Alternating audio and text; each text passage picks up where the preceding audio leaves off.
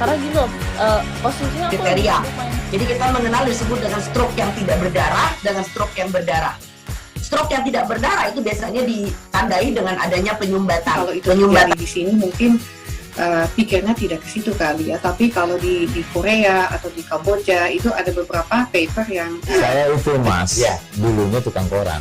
Oh gitu ya. Tukang koran. Ya, saya baca itu Pak. Tuh kan pernah baca kan? Ya. Jadi kalau saya jadi pangdam itu udah bersyukur banget. Si anak ini dijadikan sebagai tersangka begitu.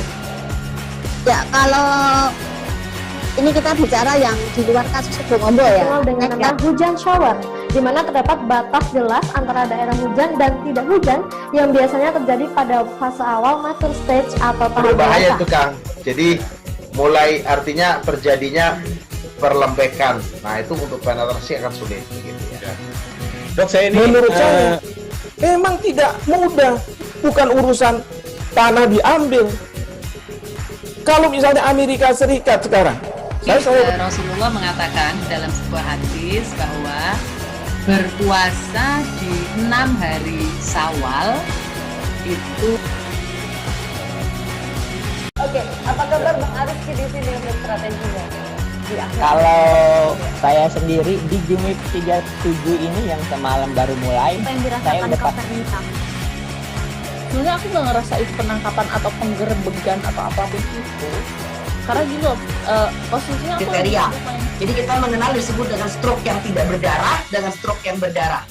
Stroke yang tidak berdarah itu biasanya ditandai dengan adanya penyumbatan. kalau itu terjadi di sini mungkin pikirnya tidak ke situ kali ya, tapi kalau di Korea atau di Kamboja itu ada beberapa paper yang Saya itu mas, Ya. dulunya tukang koran.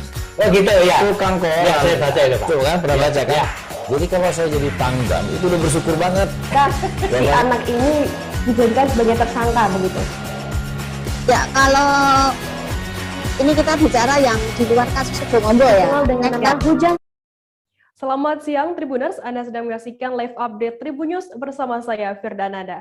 Siang ini akan kami sajikan informasi menarik untuk Anda yang akan dilaporkan secara langsung oleh reporter kami di lapangan.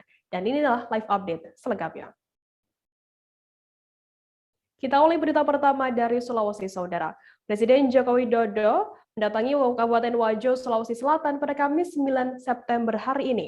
Jokowi didampingi oleh Ibu Negara Iriana Joko Widodo mengendarai helikopter berwarna merah putih dari Makassar yang mendarat di Stadion Andi Ninong, Jalan Rusak, Kelurahan Matirowali, Kecamatan Tempe, Kabupaten Wajo, sekira pukul 11 waktu Indonesia Tengah.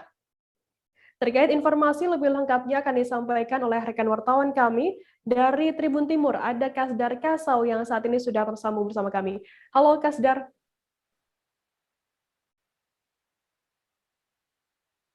Halo, Kasdar? Firda? Ya. Kasdar, bisa Anda jelaskan apa tujuan kedatangan Presiden Joko Widodo ini ke Wajo, Sulawesi?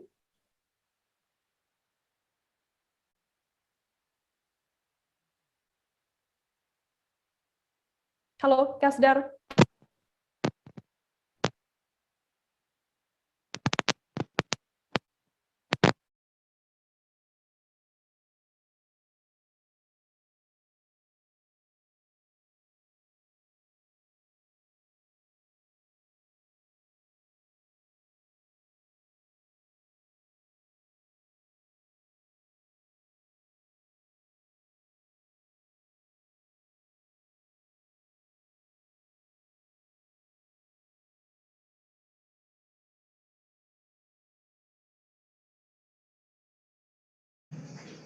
Kasdar, bisa Anda jelaskan apa tujuan kedatangan Presiden Joko Widodo ini ke Kabupaten Wajo, Sulawesi Selatan? Baik rekan Firda, terima kasih atas kesempatannya. Pemirsa Tribun Network dimanapun Anda berada, Presiden Republik Indonesia Joko Widodo hari ini mendatangi Kabupaten Wajo, Sulawesi Selatan untuk memantau, ada dua agenda besarnya, yaitu pertama memantau vaksinasi massal untuk khusus peserta didik di Kabupaten Wajo, Sulawesi Selatan. Kedua yaitu meresmikan bendungan pasien Lor di Kabupaten Wajo. Begitu rekan kita. Lantas bisa Anda gambarkan mungkin seperti apa suasana penyambutan Presiden Joko Widodo saat tiba begitu di Kabupaten Wajo, Sulsel? Baik rekan Firda, tadi bisa dari pantauan saya di lapangan bahwa Presiden Republik Indonesia Joko Widodo disambut oleh warga Wajo dengan pengamanan sangat ketat dari aparat gabungan TNI, Polri, kemudian Satpol PP dan Dinas Perhubungan di Kabupaten Wajo. Sejak kemarin lokasi sudah disterilkan oleh pihak keamanan hingga tadi pada saat Presiden Joko Widodo sampai ke Kabupaten Wajo, gitu kan. Lantas Kasdar, apa saja agenda dari Presiden Joko Widodo saat mengunjungi Wajo Sulsel ini? Baik rekan Firda, terkait dengan agenda Presiden Joko Widodo bahwa selain vaksinasi tadi, meninjau lokasi vaksinasi untuk pertama ya di Kabupaten Wajo setelah di saat pandemi ini untuk persiapan sekolah tatap muka di Kabupaten Wajo. Juga ada bendungan di Bendungan Pacelor dan di Kecamatan Liliran, Kabupaten Wajo, Sulawesi Selatan. Baik, terima kasih wartawan dari Tribun Timur Kasdar Kasau atas laporan Anda. Selamat bertugas kembali. Kita beralih ke Madura, Saudara. Pelaksanaan vaksinasi Merdeka serentak yang dilaksanakan di Pondok Pesantren Asy-Syafi'iyah, Dusun Beltok, Desa Larangan Badung, Kecamatan Pelengan, Kabupaten Pamekasan, Madura berjalan lancar. Santri dan ratusan warga sekitar tampak mengikuti vaksinasi tersebut dengan riang gembira. Warga yang selesai divaksin, baik dosis pertama atau kedua, langsung mendapatkan sembako berupa beras dan mie instan dari petugas. Terkait informasi lebih lengkapnya akan disampaikan oleh rekan wartawan kami dari Tribun Madura. Ada Guswanto Ferdian yang saat ini sudah tersambung bersama kami. Halo Guswanto. Halo rekan Firda, selamat siang bersama dengan saya Guswanto Ferdian, reporter Tribunmadura.com di Pamekasan. Guswanto, bisa Anda jelaskan ada berapa banyak warga dan santri yang divaksin Merdeka di area Ponpes Asy-Syafi'iyah Pamekasan ini? Baik rekan Firda, terima kasih. Yang pertama dari pihak Pondok Pesantren dan juga Kepolisian Polres Pamekasan semula mentargetkan 500 orang ya yang hendak divaksin pada hari ini. Namun saat di lapangan ternyata masyarakat setempat dan juga santri yang ingin melakukan vaksinasi di Pondok Pesantren Asy-Syafi'iyah itu begitu antusias sehingga melebihi dari target, yaitu mencapai 600 warga dan juga santri yang saat ini melakukan vaksinasi Merdeka. Nah rekan Firda, vaksinasi Merdeka ini dilakukan serentak ya di seluruh Indonesia, begitu pula Pamekasan yang menjadi perwakilan percontohan yaitu di Pondok Pesantren Asy-Syafi'iyah. Begitu rekan Firda. Lantas bisa Anda jelaskan mungkin sedikit mengenai jalannya, bagaimana jalannya vaksinasi bagi santri di Ponpes ini? Baik, saat vaksinasi Firda, sebelum dilakukan vaksinasi, baik masyarakat dan juga santri, mereka sebelum memasuki area pondok pesantren dan juga tempat ibadah diwajibkan untuk memakai masker terlebih dahulu ya. Di depan sangat ketat sekali penjagaannya, baik dari personel kepolisian TNI Polri dan juga dari BPBD Pamekasan, bekerja sama dengan Pemkab Pamekasan, di pintu penjagaan masuk itu melakukan penjagaan bagi masyarakat yang tidak menggunakan masker, mereka tidak diperbolehkan masuk. Namun petugas juga menyediakan masker ya, sehingga mereka yang tidak pakai masker langsung diberikan masker. Nah setelah itu rekan Firda, mereka juga dicek suhu tubuhnya. Apabila suhu tubuh mereka melebihi dari 37 derajat, mereka tidak diperbolehkan melakukan vaksinasi dan tidak diperbolehkan masuk ke lingkungan pondok pesantren. Nah, begitu pula saat vaksinasi mereka juga melakukan antri ya, tidak boleh berdesak-desakan dan tidak boleh yang namanya ada kerumunan. Sehingga vaksinasi yang dilakukan pada hari ini berjalan dengan lancar dan juga kondusif. Nah, warga juga begitu antusias Firda. Jadi ada satu warga yang juga berombongan untuk melakukan vaksinasi baik dari bapak, ibu dan juga anaknya. Jadi mereka ini sangat antusias sekali dan mengatakan terima kasih terutama kepada Bapak Presiden yang sudah memberikan vaksinasi gratis ini terhadap masyarakat Pamekasan. Begitu rekan Firda. Lantas Guswanto, berapa target dari Pemkab Pamekasan sendiri dalam mewujudkan suksesnya vaksinasi Merdeka ini terhadap masyarakat? Baik, berdasarkan hasil wawancara yang sudah saya lakukan dengan Sekretaris Pemkab Pamekasan, Sekretaris Daerah Pemkab Pamekasan, Bapak Toto Hartono, Pemkab Pamekasan ini mentarget sekitar 70% vaksinasi terhadap 800.000 lebih warga Kabupaten Pamekasan. Nah, untuk saat ini rekan Firda, sementara vaksinasi yang sudah dicapai yaitu sekitar 20%. Namun ke belakangnya vaksinasi ini terus akan digencarkan. Nah, beberapa terobosan baru sudah dilakukan dan juga sudah diresmikan oleh Bapak Bupati Pamekasan untuk menggencarkan yang namanya vaksinasi ini. Pertama, dari beberapa minggu kemarin, Bupati Pamekasan sudah meluncing yang namanya Masjid Tangguh Bencana, di mana masjid ini diharapkan menjadi tempat menjadi tempat vaksinasi gratis dan juga menjadi tempat yang menerapkan protokol kesehatan dengan ketat. Nah, bagi para jemaah yang ingin melakukan sholat, mungkin belum melakukan vaksin, bisa melakukan divaksin di Masjid Tangguh. Nah, usai meresmikan Masjid Tangguh Bencana COVID-19 ini, Bupati Pamekasan kemarin juga meluncing yang namanya Pondok Pesantren Tangguh Bencana COVID, dan pada hari ini bertepatan dengan momen bersamaan vaksinasi ini, Bupati Pamekasan juga meluncing Pasar Tangguh Bencana COVID. Jadi ada 3 item yang sudah diresmikan yang itu menjadi tempat kerumunan masyarakat ya. Nah, untuk klaster vaksinasi sendiri dari Pemkab Pamekasan juga berkolaborasi dengan pihak Dinkes Pamekasan dan juga Polres Pamekasan, yaitu menyasar sejumlah sekolah. Jadi sejumlah sekolah itu saat ini sedang dilakukan vaksinasi, rekan Firda, karena di sini sudah dimulai yang namanya pembelajaran tatap muka. Karena berdasarkan zona peta sebaran COVID-19, Kabupaten Pamekasan sudah memasuki PPKM level 2, sehingga aktivitas belajar mengajar dan juga pariwisata juga sudah mulai dibuka. Begitu rekan Firda. Oh ya, tadi Guswanto Anda menjelaskan mengenai Ponpes Tangguh COVID-19. Bagaimana untuk prosedur apa saja yang harus dilakukan oleh para santri dan masyarakat yang hendak masuk ke rumah ibadah dan juga ke Ponpes Tangguh COVID ini? Oke, prosedur yang harus dilakukan ya oleh masyarakat yang ingin masuk ke Pondok Pesantren Tangguh ini, baik wali santri yang hendak menjenguk anaknya. Yang pertama yang yang perlu diwajibkan yaitu memakai masker, itu sangat wajib. Dan di pintu masuk setiap pondok pesantren itu sudah disediakan yang namanya tempat cuci tangan khusus beserta adanya bilik sterilisasi. Namun sebelum mereka untuk masuk ke bilik sterilisasi, mereka terlebih dahulu dicek suhu tubuhnya. Dan uniknya lagi, rekan Firda, Pemkab Pamekasan itu juga melatih para santri ya untuk ikut andil dalam mencegah protokol kesehatan ini. Jadi semua petugasnya yang ada di pondok pesantren ini melibatkan dari keluarga pondok pesantren sendiri, baik dari santri, pengurus pondok pesantren, dan juga sebagian dari ustadz yang mengajar di pondok pesantren ini juga terlibat.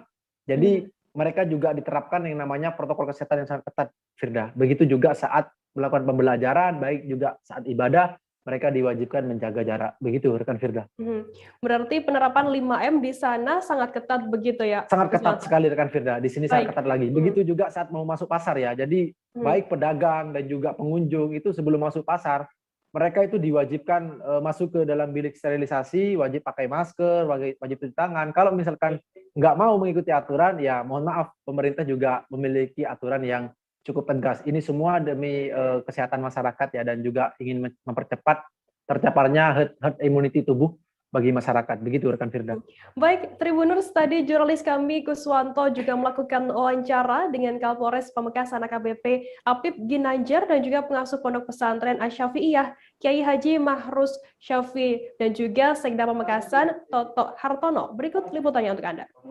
Kalau untuk stok, kita di wilayah Kabupaten Pamekasan kita ada sekitar 1.000 dosis untuk per hari ini. Untuk per hari ini ada sekitar 1.000 dosis, dan kita juga melaksanakan di beberapa pondok dan juga untuk beberapa sekolah supaya target-targetnya supaya bisa kita lampaui, karena memang hari ini target hanya 500 dan syukur alhamdulillah di pondok sini saja dengan warga sekitar dan dengan keluarga dan sebagainya ini sudah menjadi target. Ini bagaimana tanggapannya Pak Yudi? Alhamdulillah, tanggapan saya ya ini apa?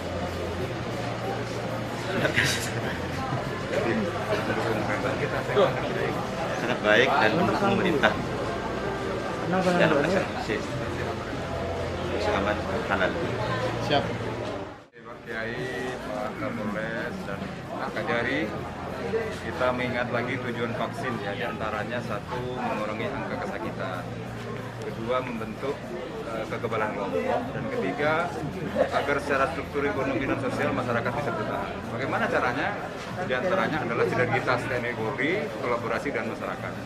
Hari ini kita lihat bersama bahwa vaksinasi ini di samping lanjutan kita dari launching pesantren Tangguh, ini juga hari ini kita lanjutkan bersama dengan program pemerintah pusat melaksanakan vaksinasi bersama di pesantren. Tentu ini upaya ini harus terus kita lakukan sampai dengan target kita tercapai. Target 70% dari jumlah penduduk kita tercapai. Itu Kita beralih ke Medan, Saudara. Wali Kota Medan Bobi Nasution mengeluarkan surat edaran tentang perpanjangan pemberlakuan pembatasan kegiatan masyarakat atau PPKM level 4 di Kota Medan. Bobi mengatakan terdapat beberapa perubahan penerapan PPKM, yakni diperbolehkannya makan dan minum dengan waktu yang lebih lama. Selain itu, Bobi juga mengatakan dalam aturan PPKM level 4 yang diperpanjang hingga 20 September, hajatan ataupun acara pernikahan sudah diperbolehkan dengan maksimal undangan sebanyak 30 orang. Terkait informasi lebih lengkapnya, sudah bergabung bersama kami wartawan dari Tribun Medan. Ada Rehtin yang akan memberikan informasi lengkapnya untuk Anda Tribuners. Halo Rehtin. Halo rekan Dea, rekan Firda maksud saya. Rehtin, bisa Anda jelaskan bagaimana penerapan perpanjangan PPKM level 4 di Kota Medan saat ini? Baik Firda, jadi mulai 6 September 2021 kemarin, pemerintah Kota Medan resmi mengeluarkan surat edaran menindaklanjuti peraturan dari Kementerian Koordinator Perekonomian, yaitu mengenai pemberlakuan pembatasan kegiatan masyarakat level 4 di Kota Medan. Dan di Sumatera Utara sendiri, Kota Medan menjadi satu dari 3 kabupaten kota yang menerapkan PPKM level 4 bersama dengan Pematang Siantar dan juga Madinah. Nah, di Kota Medan sendiri ada beberapa perubahan aturan dari PPKM level 4 yang diterapkan sebelum perpanjangan dari tanggal 6 sampai 20 September 2021 ini, yaitu diperbolehkannya makan di tempat atau dine-in di rumah makan dengan skala kecil, sedang maupun besar itu dengan waktu yang lebih lama. Jika awalnya diperbolehkan selama 20 menit, tapi sekarang sudah boleh selama 60 menit.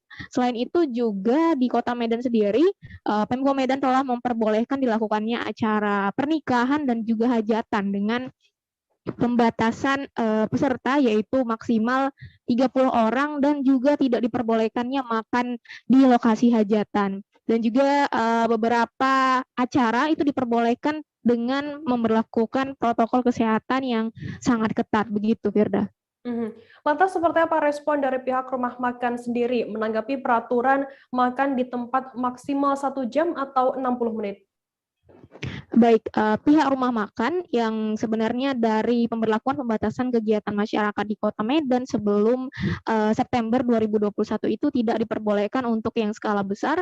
Sebenarnya berdasarkan wawancara kami dengan beberapa pihak restoran itu mengaku senang karena di PPKM kali ini sudah diperbolehkan buka untuk yang restoran dengan skala besar. Tapi dengan pembatasan yang diberlakukan oleh Pemko Medan yaitu makan di tempat lebih lama yaitu waktu 1 jam, mereka juga menyambut dengan senang karena selama ini pihak pemerintah Kota Medan juga selalu mengimbau dan rutin memantau ke masing-masing restoran dan juga sesekali pihak dari pemerintah Kota Medan mengimbau untuk kepada pihak-pihak restoran untuk dapat menerapkan protokol kesehatan yang ketat dengan menyediakan tempat cuci tangan dan juga maksimal masing-masing meja di tempat makan tersebut hanya boleh dihuni paling banyak 2 orang, begitu Firda. Lantas Rehtin, apa sanksi yang diberikan oleh pihak Pemkot Medan sendiri bagi pengunjung ataupun pemilik rumah makan yang melanggar peraturan ini? Baik, pemerintah Kota Medan sendiri dengan PPKM level 4 ini telah merubah aturan yang sebelumnya dilakukan, yaitu sebelumnya pemerintah Kota Medan itu melakukan penyekatan di 40 titik di Kota Medan. Sementara untuk PPKM perpanjangan ini, Pemko Medan telah merevisi aturan tersebut dengan melakukan pengawasan ke masing-masing restoran itu dengan melakukan swab antigen di lokasi bagi restoran yang melanggar protokol kesehatan seperti melebihi jam operasional yaitu jam 8 malam dan juga pemilik restoran yang menyediakan lokasi lebih dari total 25% dari kapasitas. Jadi petugas saat ini jika ada yang melanggar membiarkan pengunjung datang lebih dari 25% itu akan di swab antigen di lokasi dan nanti jika hasilnya reaktif, masing-masing dari pengunjung tersebut akan dibawa ke lokasi isolasi terpusat atau isoter di Kota Medan. Begitu Firda. Baik, Tribuners, akan kami tampilkan keterangan dari Wali Kota Medan, Bobi Nasution, terkait PPKM level 4 di Kota Medan. Berikut liputannya untuk Anda. Baik pemerintah provinsi dan kami pemerintah Kota Medan, penanganannya sama, caranya yang berbeda. Kenapa saya bilang penanganannya sudah jelas, ada 4 poin yang saya sudah sampaikan.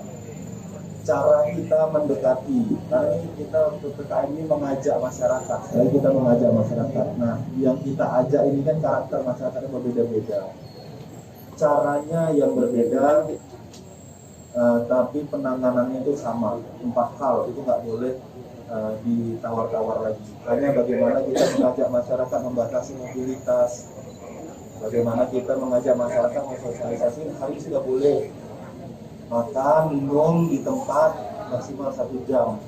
Nah, ini bagaimana kita mensosialisasikan, itu sudah ada aturannya semua. Bagaimana hari ini sudah kemarin Medan juga sedang melakukan perwal, karena itu diperbolehkan melakukan hajatan namun dibatasi. Saya sudah minta ke Dinas Pariwisata juga Dinas Kesehatan untuk bisa menyurati tempat-tempat gedung-gedung pertemuan, gedung-gedung yang biasa dipakai untuk acara perkawinan atau hajatan.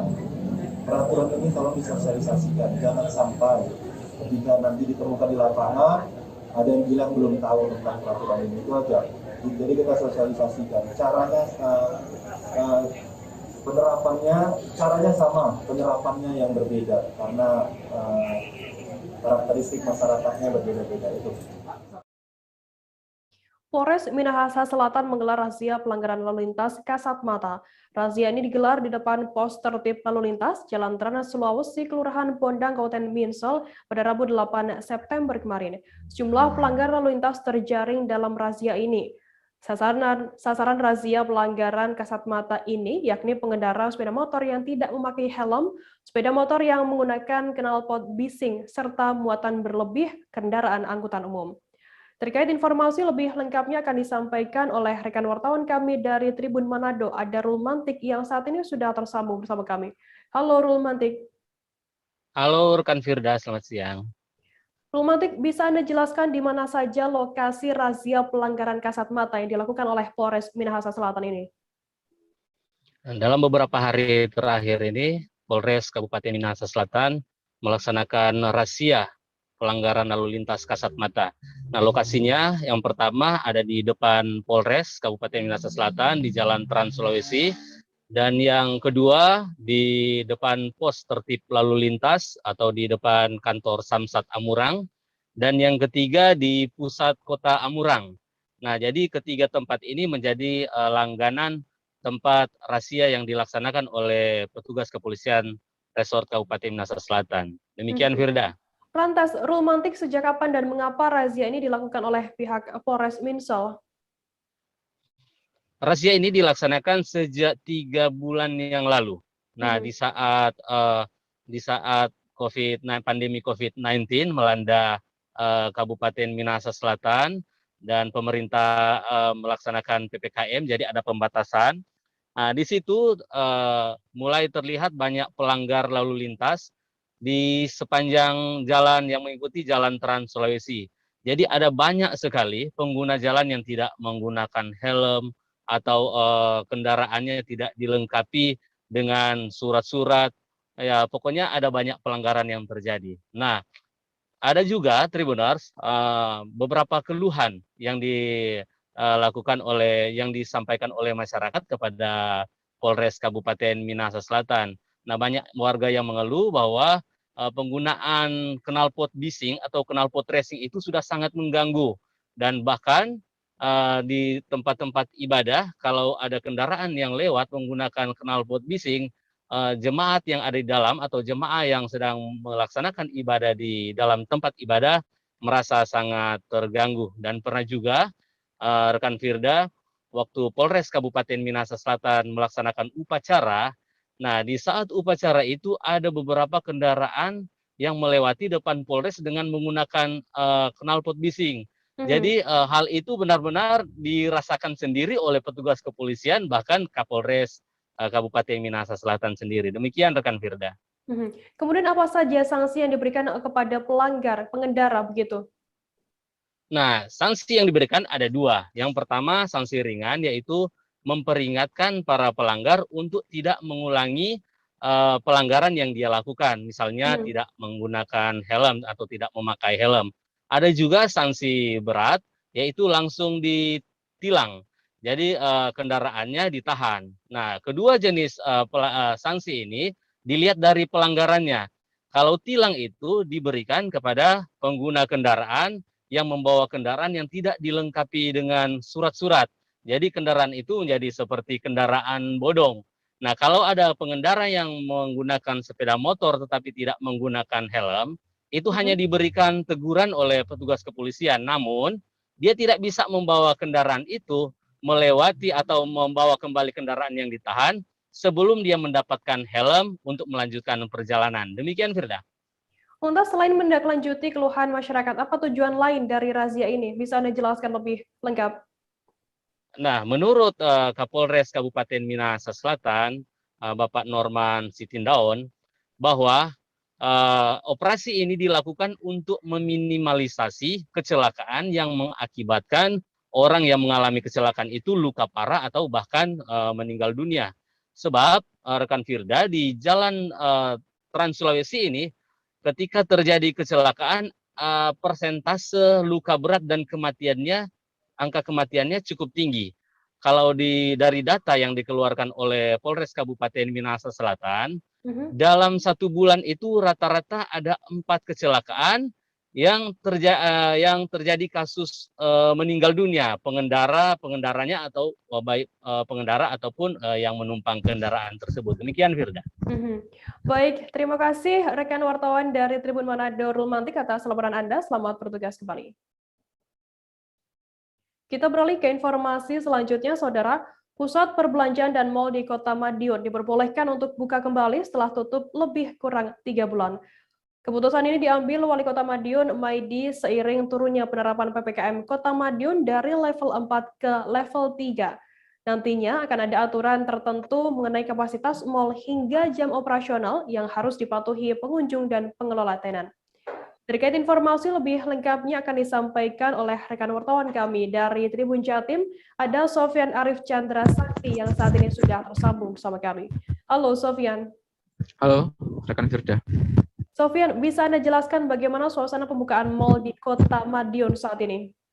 Ya benar, Wali Kota Maidi memutuskan untuk membuka pusat perbelanjaan dan mal di Kota Madiun seiring turunnya PPKM level 4 jadi level 3 untuk Kota Pahlawan. Maksudnya untuk Kota Pecel. Ini pusat perbelanjaan sudah mulai buka dan pengunjung sudah mulai memadati pusat perbelanjaan mulai tanggal 7 September kemarin, Firda.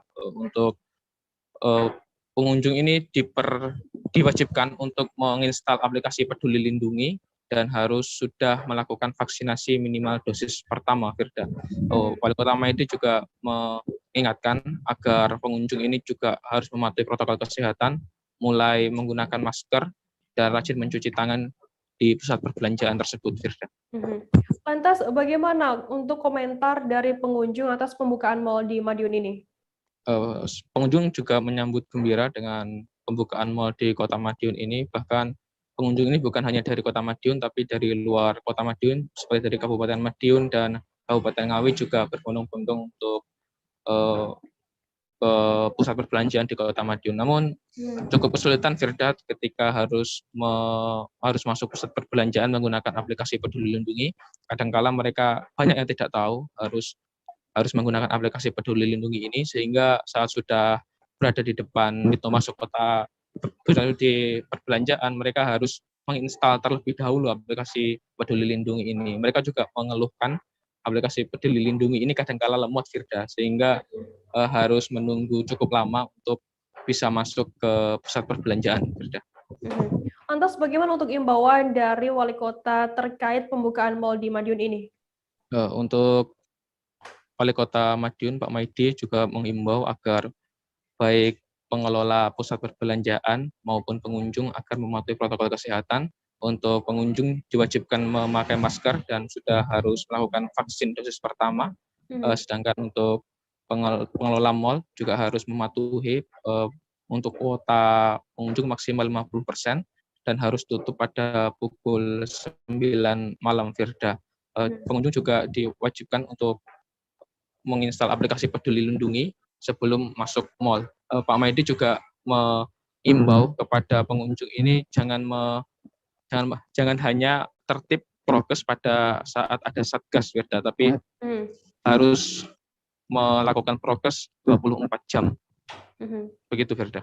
Baik, terima kasih wartawan dari Tribuners. Tadi jurnalis kami juga melakukan wawancara dengan marketing dari Sun City Madiun. Berikut liputannya untuk Anda.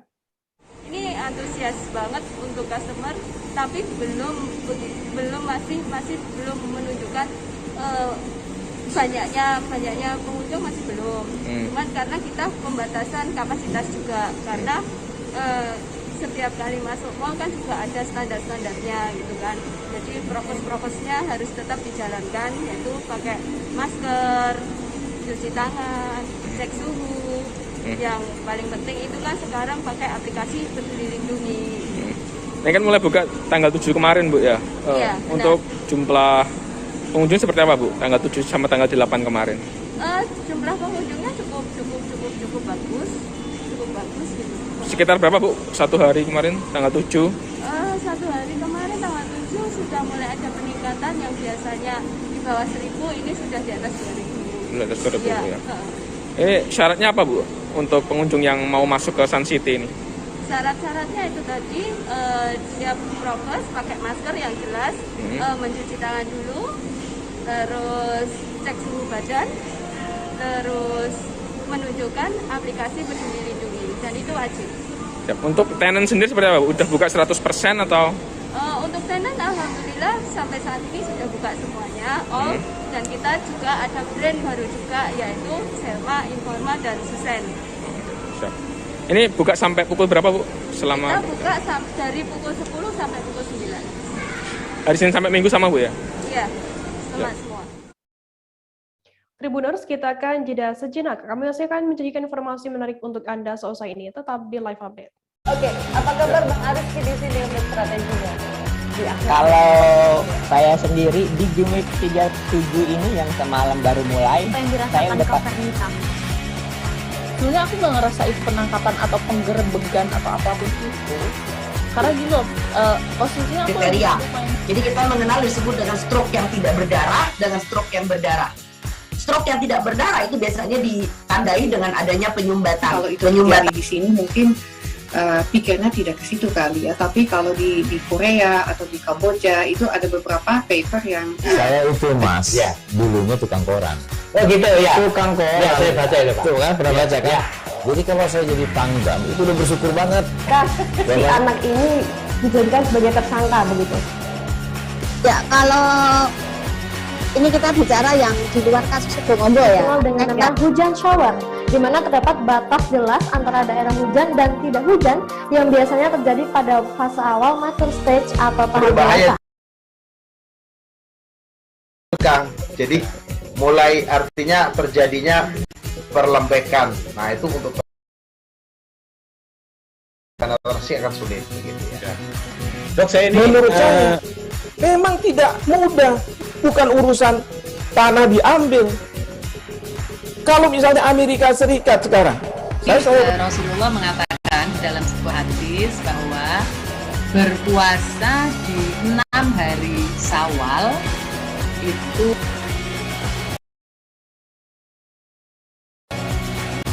Oke, apa kabar Bang Ariski di sini untuk strateginya? Kalau saya sendiri di Jumip 37 ini yang semalam baru mulai, saya udah sebenarnya aku nggak ngerasain penangkapan atau penggerebegan atau apapun itu, karena gini loh, posisinya kriteria. Jadi kita mengenal disebut dengan stroke yang tidak berdarah dengan stroke yang berdarah. Stroke yang tidak berdarah itu biasanya ditandai dengan adanya penyumbatan. Kalau itu terjadi di sini mungkin pikirnya tidak ke situ kali ya, tapi kalau di Korea atau di Kamboja itu ada beberapa paper yang saya itu Mas, dulunya tukang koran. Oh gitu ya. Tukang koran. Ya, saya baca itu, Pak. Tuh kan, pernah baca kan? Ya. Jadi kalau saya jadi Pangdam itu udah bersyukur banget. Si anak ini dijadikan sebagai tersangka begitu. Ya, kalau ini kita bicara yang di luar kasus Sebongombo ya. Dikenal dengan nama hujan shower, di mana terdapat batas jelas antara daerah hujan dan tidak hujan yang biasanya terjadi pada fase awal mature stage atau tahap Berbahaya dewasa. itu Kang. Jadi mulai artinya terjadinya perlembekan. Nah itu untuk penetrasi akan sulit. Gitu ya. Dok, saya ini menurut saya memang tidak mudah, bukan urusan tanah diambil.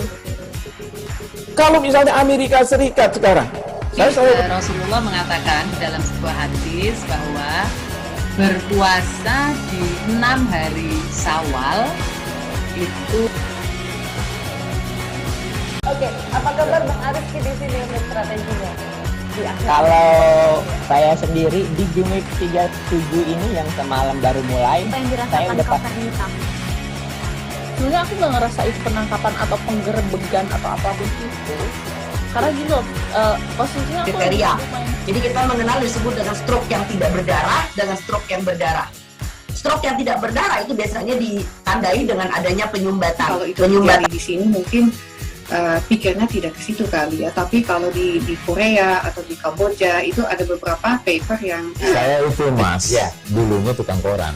Oh gitu ya. Tukang koran. Ya, saya baca itu, Pak. Tuh kan, pernah baca kan? Jadi kalau saya jadi tanggam, itu udah bersyukur banget.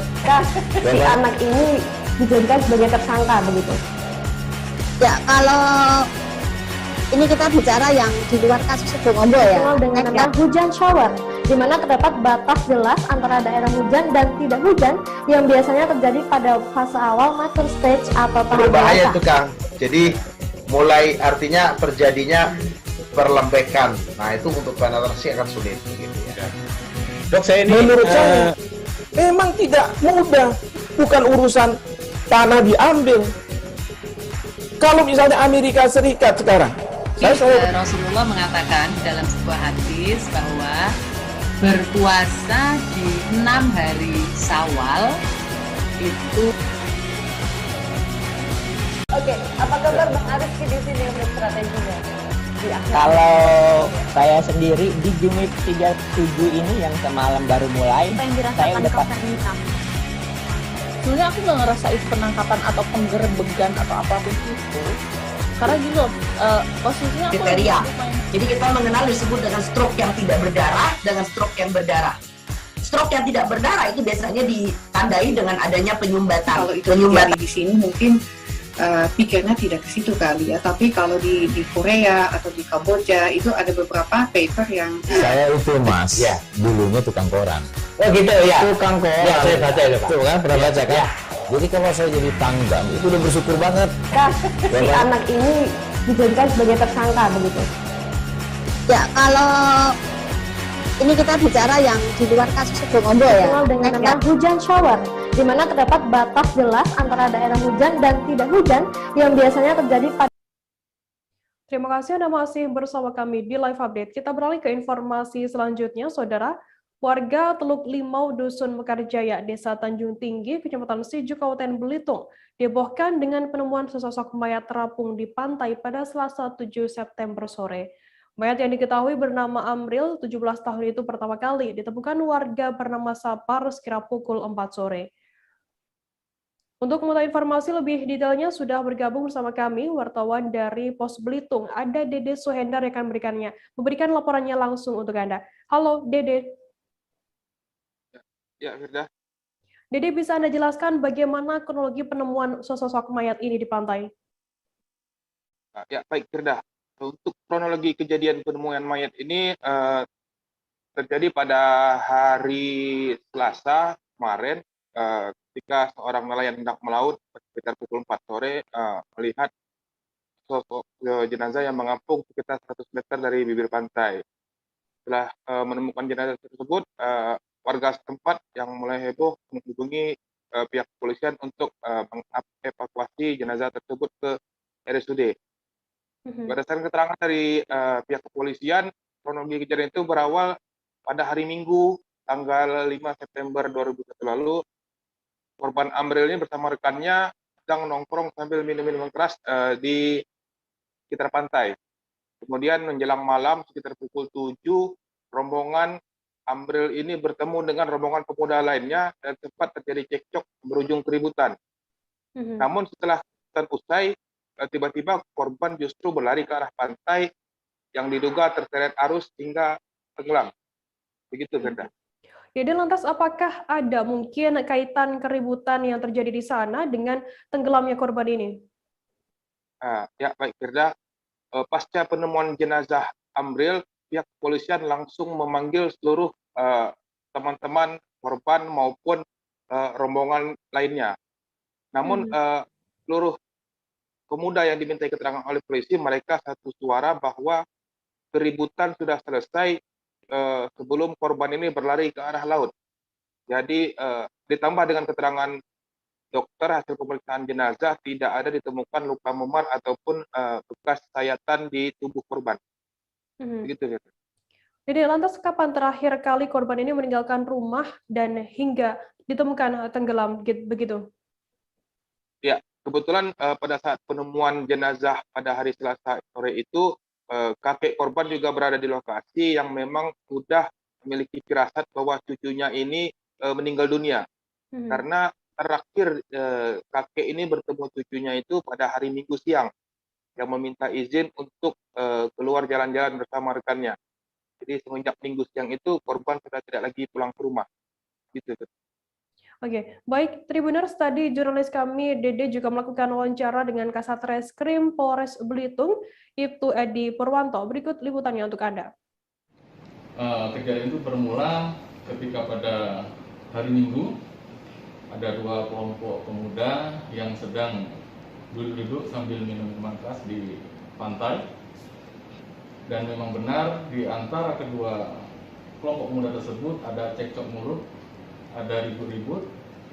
Setelah itu si korban ini lari ke arah pantai. Setelah berlari ke arah pantai, tidak lama kemudian teman-teman korban ini ada mencari-cari si korban namun tidak ditemukan. Dan alhasil pada kemarin sore nelayan akan menemukan yang diduga adalah teman korban yang sedang nongkrong di daerah pantai tersebut. Bang, berarti untuk dari teman-teman korban tadi Bang, udah dilakukan itu Bang? Terkait dengan teman-teman korban yang ada ngumpul pada malam itu, sudah kita minta keterangan dan mereka menyatakan memang benar kami pada hari Minggu ada ngumpul-ngumpul di daerah pantai Teluk Limau dan terjadi cekcok mulut. Pada saat itulah korban berlari ke arah pantai. Jadi tidak ada unsur pidana, Bang? Sementara ini berdasarkan keterangan dokter bahwa korban di tubuh korban tidak ditemukan adanya luka memar maupun luka sayatan akibat senjata tajam. Dari Belitung kita beralih ke Aceh, Saudara. Aksi penculikan terhadap siswi Min 1 Takengon Aceh Tengah tak hanya dilakukan sendiri oleh oknum tukang becak berinisial K 24 tahun, tetapi dibantu oleh sang istri berinisial W 18 tahun. Pasangan suami istri ini diduga sekongkol untuk membawa kabur korban N pada Senin 6 September sekira pukul 11:30 waktu Indonesia Barat. Sepulang sekolah, korban N bersama teman-temannya menumpang becak motor milik pelaku. Tapi sepuas korban tinggal sendirian di becak yang ia tumpangi justru tidak diantar pulang. Terkait informasi lebih lengkapnya sudah bergabung bersama kami wartawan dari Serabi News Indonesia. Ada Mahyadi yang akan memberikan laporan lengkapnya untuk Anda. Halo Mahyadi. Halo, ya. Mahyadi, bisa Anda jelaskan kapan kejadian penculikan terhadap siswi Min 1 Takengon ini? Ya baik, dapat kami laporkan kronologis awal kejadian kasus penculikan terhadap siswi Min 1 Kota Takengon itu terjadi pada 6 September lalu, sekitar pukul 11. Pada saat itu korban berinisial N pulang bersama teman-temannya dari sekolah. Di depan sekolah ada beberapa becak motor yang menunggu. Tiba-tiba si korban menaiki salah satu becak, yaitu becak pelaku, bersama beberapa rekan sekolahnya, teman sekolahnya.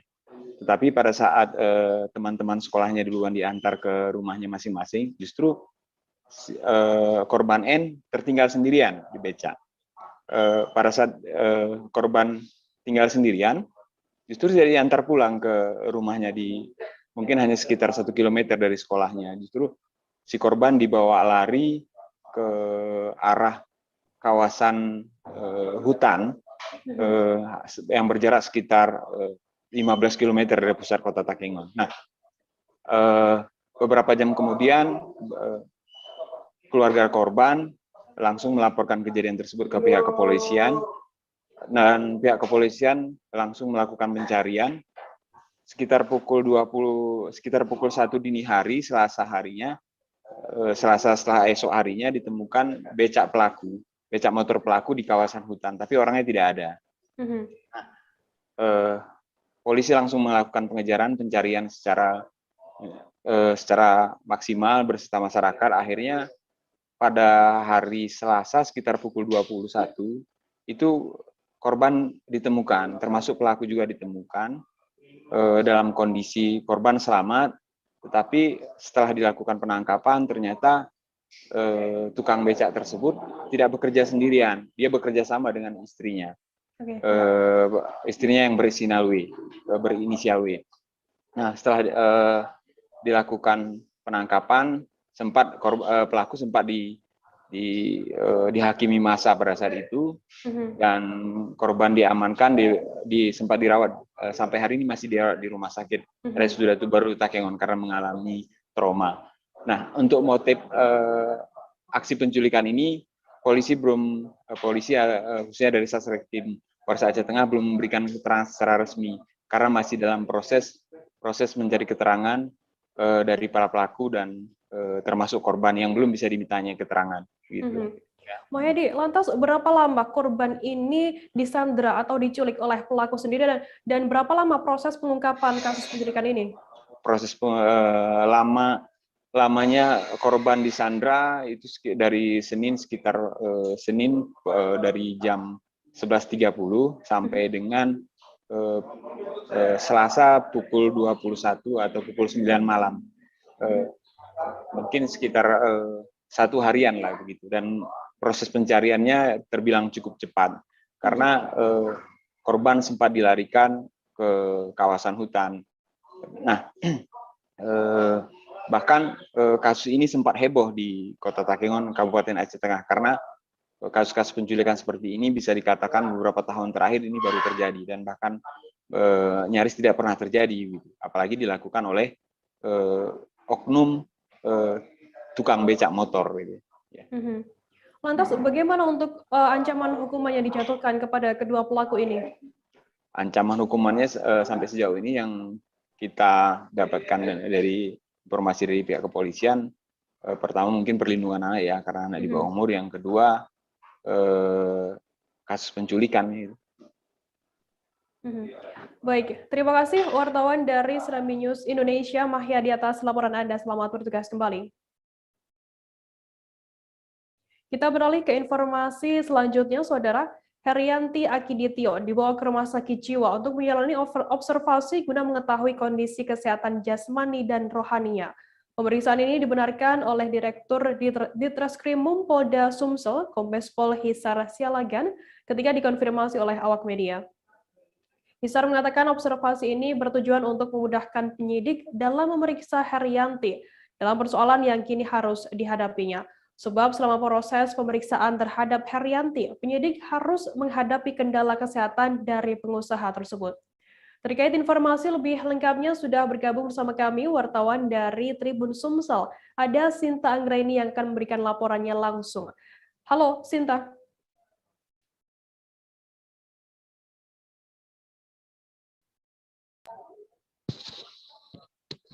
Ya, rekan Firda. Sinta, bisa Anda jelaskan secara rinci untuk apa Herianti Akiditio ini dibawa ke Rumah Sakit Jiwa begitu? Baik, memang seperti yang diketahui bahwa Herianti, putri bungsu dari mendiang Akiditio, dibawa ke Rumah Sakit Jiwa untuk menjalani observasi seperti itu. Nah, dari keterangan dari pihak penyidik mengatakan bahwa observasi ini juga sebagai langkah lanjutan untuk kelanjutan dari proses hukum yang saat ini dihadapi oleh Herianti. Memang mengingat bahwa selama ini penyidik juga menghadapi sejumlah kendala, di mana kondisi Herianti selama melewati masa penyelidikan ini dikabarkan terus memburuk, sehingga diperlukan adanya pemeriksaan lanjutan seperti itu, Firda. Lantas, apakah observasi yang dilakukan terhadap Herianti ini masih ada kaitannya dengan kehebohan dugaan sumbangan fiktif senilai 2 triliun yang turut menyeret nama mantan Kapolda Sumsel Irjen Pol Eko Indra Heri ini? Baik, memang setelah dikonfirmasi dengan pihak penyidik bahwa memang ada kaitannya dengan kehebohan kasus tersebut, di mana selain kehebohan dari 2 triliun itu, juga Herianti saat ini juga terlibat dengan kasus hukum lain, di mana bahwa temannya yang bernama Dr. Siti Mirza juga melaporkan Herianti atas dugaan kasus penipuan senilai 2,5 miliar. Jadi pemeriksaan kejiwaan ini juga untuk mempermudah penyidikan, maksud kami pihak penyidik untuk melakukan penyelidikan terhadap 2 kasus tersebut. Sinta, apakah saat ini sudah ada penjelasan dari pihak rumah sakit begitu terkait observasi yang dilakukan oleh Herianti? Baik, setelah dikonfirmasi kepada pihak rumah sakit juga, pihak rumah sakit memang masih belum bersedia memberikan tanggapan terkait keberadaan Herianti. Pihak rumah sakit sendiri berdalih bahwa memang data kerahasiaan pasien itu sudah diatur dalam undang-undang, sehingga pihak rumah sakit sendiri tidak bisa memberikan kepastian terkait dengan keberadaan Herianti. Hanya saja memang dari pihak rumah sakit sendiri mengatakan bahwa jika memang ada pasien yang diobservasi di rumah sakit sebagai tahap awal, itu minimal akan melewati masa selama 14 hari menjalani pemeriksaan di rumah sakit. Seperti itu. Seperti apa update kasus Herianti yang kini ditangani oleh aparat kepolisian Polda Sumsel, Sinta? Baik, seperti yang sudah dijelaskan sebelumnya bahwa memang Herianti ini terjerat dengan 2 kasus. Yang pertama adalah kasus dugaan dana fiktif sumbangan sebesar 2 triliun dan dugaan penipuan sebesar 2,5 miliar. Dan untuk update dari kedua kasus itu, penyidik mengatakan bahwa Herianti saat ini masih berstatus sebagai terperiksa saksi. Jadi memang belum ada penetapan tersangka untuk 2 kasus tersebut. Baik, Tribuners, tadi jurnalis kami juga melakukan wawancara dengan Direktur Ditreskrimum Polda Sumsel, Kombes Pol Hisar Sialagan, dan juga Humas Rumah Sakit Jiwa Ernaldi Bahar, Iwan Andiantoro. Berikut liputannya untuk Anda. Sebagaimana kita proses lidik dan pengumpulan alat bukti, kita tentunya harus mengetahui kondisi kesehatan jasmani dan rohani dari yang mau kita mintai keterangan, memastikan apakah dia layak dalam memberi keterangan. Makanya diperiksakan observasi kesehatan di rumah sakit. Karena secara jasmani juga beberapa kali kita periksa juga ada hambatan kesehatan. Mungkin itu saja.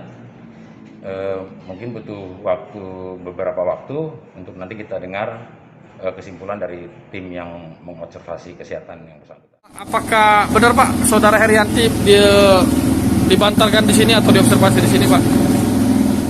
Perlu kami sampaikan, jadi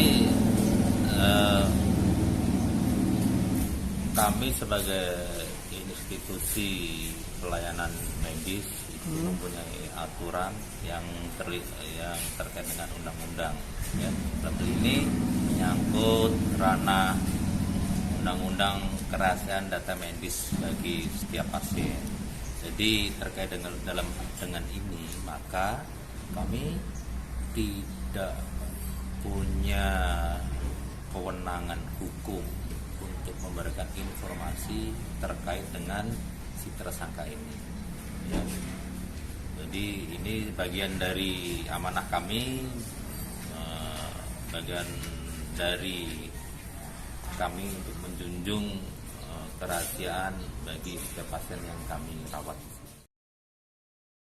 Tim Fleet One Quick Response atau F1QR, Pos TNI Angkatan Laut Pangkal Balam melakukan penertiban aktivitas pertambangan di perairan Sampur dan Batu Belubang, Bangka Tengah, Kepulauan Bangka Belitung pada Rabu 8 September 2021. Sedikitnya 8 ponton hisap produksi atau PIP yang beroperasi di perairan tersebut ditertibkan. Hal itu menindaklanjuti keluhan dari masyarakat hingga nelayan sekitar yang merasa wilayah tangkap ikan hingga alur pelayaran mereka terganggu dengan aktivitas pertambangan. Terkait informasi lebih lengkapnya akan disampaikan oleh rekan wartawan kami dari Bangka Pos, ada Cepi Marlianto yang saat ini sudah tersambung bersama kami. Halo Cepi. Halo Firda. Cepi, bisa Anda jelaskan mengapa tim F1QR Pos TNI AL Pangkal Balam ini melakukan penertiban aktivitas pertambangan di perairan Sampur maupun Batu Belubang? Ya, benar sekali. Seperti informasikan sebelumnya, memang tim F1QR Pos TNI Pangkal Balam melakukan penertiban aktivitas pertambangan di perairan Sampur maupun Batu Belubang, Kabupaten Bangka Tengah, Provinsi Kepulauan Bangka Belitung pada Rabu kemarin. Penertiban ini sebagai upaya tindak lanjut dari TNI AL sendiri menindaklanjuti dari aduan masyarakat sekitar karena maupun nelayan karena wilayah tersebut karena masyarakat maupun nelayan tersebut merasa terganggu dengan aktivitas pertambangan di daerah tersebut. Padahal seperti yang diketahui, ke-8 PIP tersebut diduga telah keluar dari wilayah izin kerja dari IUP PT Timah sendiri. Begitu, Firda. Dalam penertiban tersebut, Cepi, apakah ada barang bukti maupun penambang yang turut diamankan, begitu? Barang bukti maupun penambang dalam penertiban tersebut tidak ada yang diamankan. Akan tetapi untuk ke-8 PIP, karena diduga melanggar tidak sesuai dengan titik koordinat yang telah ditentukan, 8 PIP tersebut saat ini ditarik ke tepi pantai dan saat ini memang untuk aktivitas para pekerja maupun PIP tersebut belum boleh untuk beraktivitas kembali setelah selesai rapat koordinasi yang dilakukan hari ini. Begitu, Firda. Setelah penertiban begitu, bagaimana dengan 8 PIP? Apakah tetap dipersilakan untuk tetap bekerja atau seperti apa informasinya? Baik. Untuk 8 PIP tersebut saat ini memang masih berada di tepi pantai setelah diamankan kemarin. Memang untuk 8 PIP tersebut belum dipersilahkan kembali untuk bekerja, meskipun ada beberapa PIP dari 8 PIP tersebut memiliki SPK ataupun surat perizinan kerja di wilayah titik koordinat tersebut. Begitu, Firda. CP, lantas apa tindak lanjut dari para penertiban yang dilakukan kemarin? Untuk tindak lanjut sendiri saat ini dan Pos TNI AL mengatakan, yaitu Letu Laut Puji mengatakan saat ini pihaknya tengah berkoordinasi dengan stakeholder terkait seperti KSOP maupun nelayan hingga kepala dusun hingga pengawas pertambangan yang ada di lokasi tersebut untuk memastikan benar atau tidaknya PIP tersebut bekerja sesuai dengan titik koordinat yang telah ditentukan. Begitu, Firda. Untuk saat ini juga kami terus mengupdate informasi terbaru terkait bagaimana keputusan selanjutnya terkait peneriban yang dilakukan kemarin. Begitu, Firda. Baik, terima kasih wartawan dari Bangka Pos, Cepi Mardianto, atas laporan Anda. Selamat bertugas kembali. Kita beralih ke Lampung, Saudara. Warga Lampung bernama Ical Sungkai mendirikan Nuwa Ical Art yang merupakan galeri tapis. Sejak pertama kali dibuka hingga saat ini, Nuwa Ical Art adalah galeri tapis yang menjual produk tapis dan turunannya dengan brand Ical Craft. Hal ini membuat produk-produk Ical Craft bisa digunakan mulai dari usia remaja hingga dewasa. Terkait informasi lebih lengkapnya akan disampaikan oleh rekan wartawan kami dari Tribun Batam. Ada Roni Lodolaleng yang saat ini sudah tersambung bersama kami. Halo, Roni. Halo, Mbak. Halo. Iya, halo Roni. Sorry Mbak, kok Roni Mbak? Oh ya, baik. Jelita Diniki nanti, halo. Iya, halo Mbak. Jelita, bisa Anda jelaskan apa itu Ical Craft, apa saja produknya di sana? Iya, Mbak. Jadi Ical Craft ini adalah salah satu galeri tapis yang ada di Bandar Lampung. Jadi Nuwa Ical Art ini menjual menjual produk tapis berupa kain tapis dan turunannya yang diberi brand Ical Craft.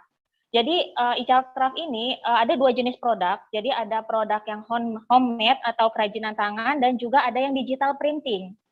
Jadi dijualnya itu bukan hanya dalam bentuk kain tapi juga dalam bentuk turunannya. Begitu.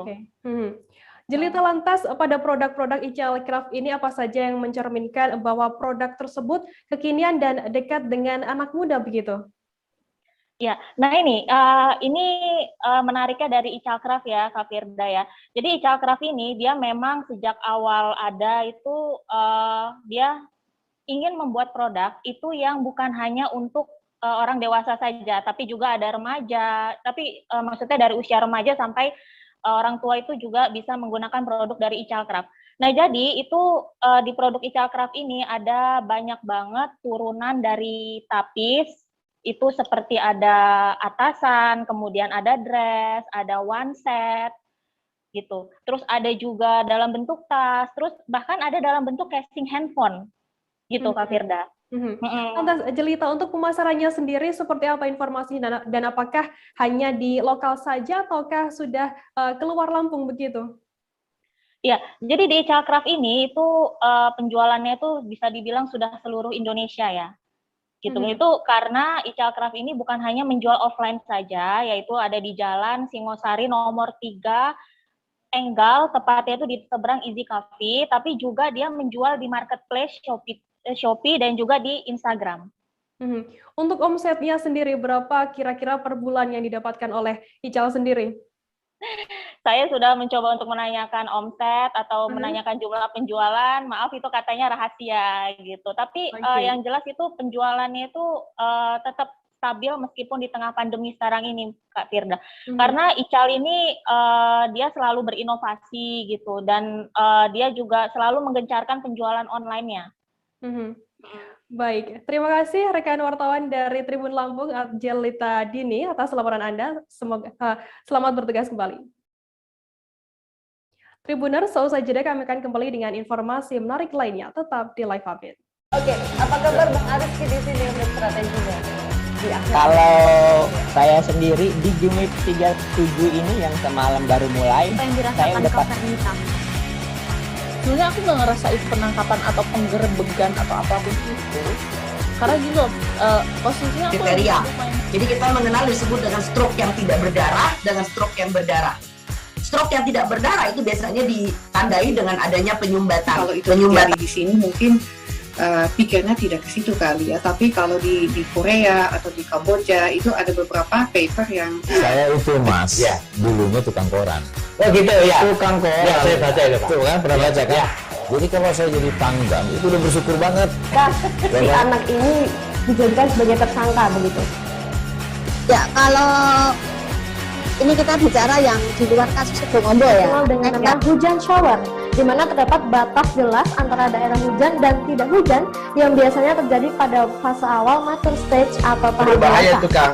Jadi mulai artinya terjadinya perlembekan. Nah itu untuk penetrasi akan sulit. Gitu ya. Dok, saya ini menurut saya memang tidak mudah, bukan urusan tanah diambil.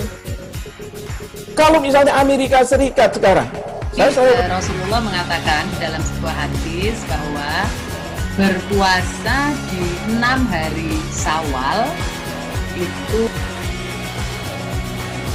Oke, apa kabar Bang Ariski di sini untuk strateginya? Kalau saya sendiri di Jumip 37 ini yang semalam baru mulai, saya udah sebenarnya aku nggak ngerasain penangkapan atau penggerebegan atau apapun itu, karena gitu posisinya aku kriteria. Jadi kita mengenal disebut dengan stroke yang tidak berdarah dengan stroke yang berdarah. Stroke yang tidak berdarah itu biasanya ditandai dengan adanya penyumbatan. Kalau itu terjadi di sini mungkin pikirnya tidak ke situ kali ya, tapi kalau di Korea atau di Kamboja itu ada beberapa paper yang saya itu Mas, dulunya tukang koran. Oh gitu ya. Tukang koran. Ya, saya baca itu Pak. Tuh kan pernah baca kan? Jadi kalau saya jadi pangdam itu udah bersyukur banget. Si anak ini dijadikan sebagai tersangka begitu. Ya, kalau ini kita bicara yang di luar kasus Sebongombo ya. Dengan nama hujan shower, di mana terdapat batas jelas antara daerah hujan dan tidak hujan yang biasanya terjadi pada fase awal mature stage atau tahap berbahaya dewasa. itu Kang. Jadi mulai artinya terjadinya perlembekan. Nah itu untuk penetrasi akan sulit. Gitu ya. Dok, saya ini menurut saya memang tidak mudah, bukan urusan tanah diambil. Kalau misalnya Amerika Serikat sekarang, Rasulullah mengatakan dalam sebuah hadis bahwa berpuasa di 6 hari Syawal itu. Oke, apa kabar Bang Ariski di sini untuk strateginya? Kalau saya sendiri di Jumip 37 ini yang semalam baru mulai, saya udah pas. Sebenarnya aku nggak ngerasain penangkapan atau penggerebegan atau apapun itu. Karena gitu, posisinya aku Kriteria.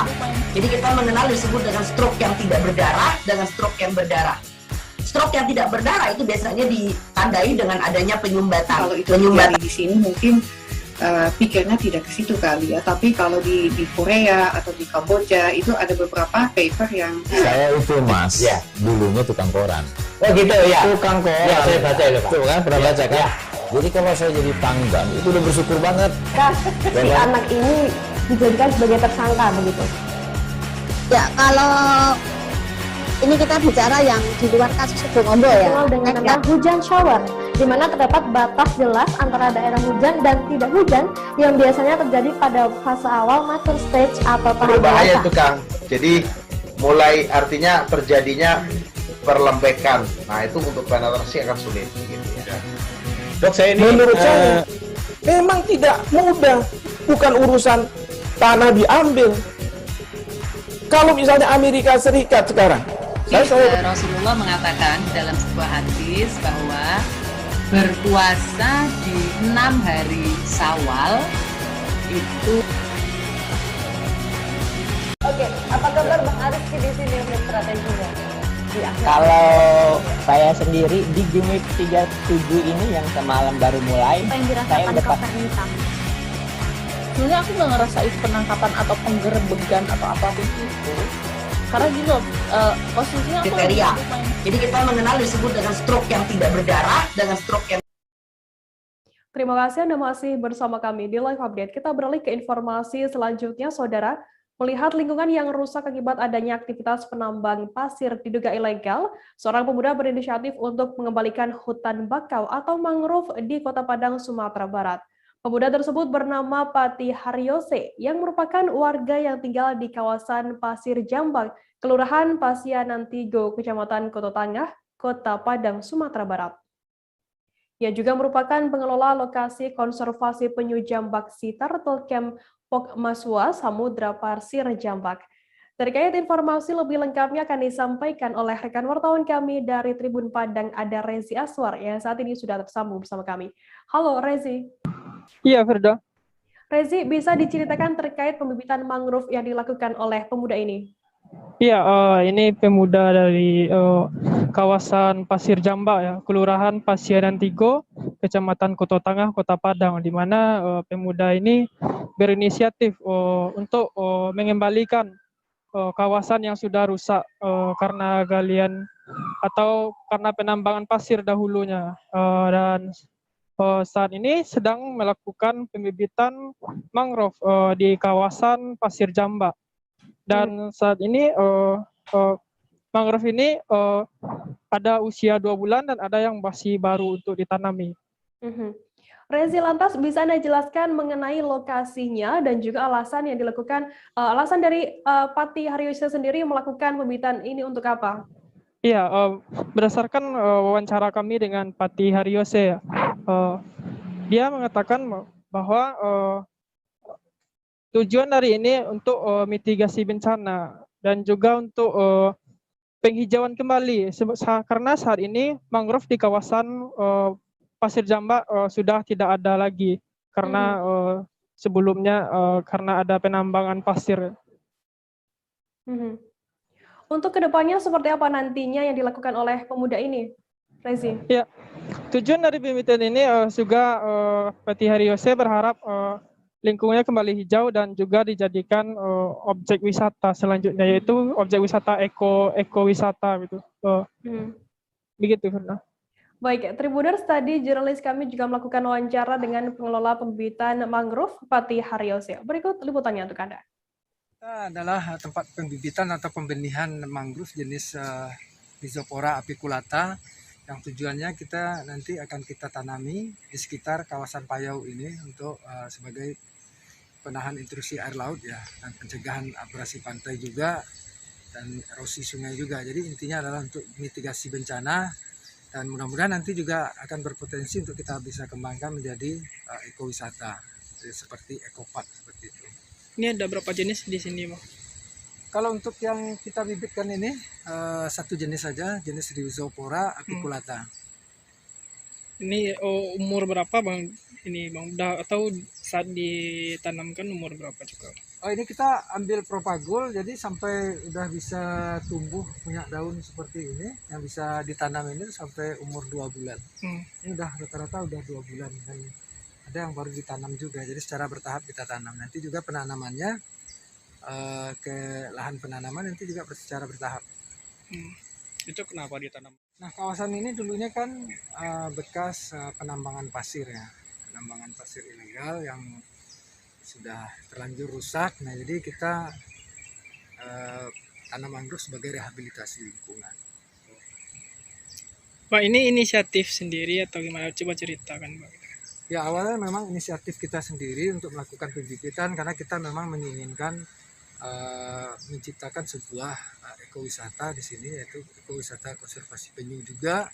Nah, kemudian sebuah mobil pickup bermuatan BBM terbakar ludes di Kelurahan Pukentobi, Wangian Bawa, Kecamatan Larantuka, Kabupaten Flores Timur pada Minggu 5 September sekira pukul 12:30 waktu Indonesia Tengah. Mobil yang mengangkut BBM di tempat penampungan ikan atau TPI Amagarapati itu malah membawa keluar BBM dari kompleks TPI. Padahal sesuai aturan, BBM tersebut hanya dikhususkan bagi perahu-perahu nelayan yang berada di pelabuhan TPI. Terkait informasi lebih lengkapnya akan disampaikan oleh rekan wartawan kami dari Pos Kupang, ada Amar Ola yang saat ini sudah tersambung bersama kami. Halo Amar.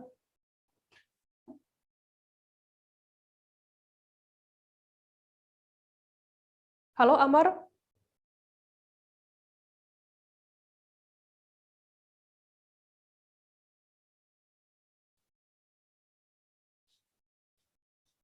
Halo Amar, selamat siang. Baik dia dan sahabat Tribunnews. Amar, bisa Anda jelaskan bagaimana kronologi kejadian mobil pengangkut BBM ini terbakar? Baik, berdasarkan informasi yang saya gali di lapangan, kebakaran ini terjadi bermula dari sopir.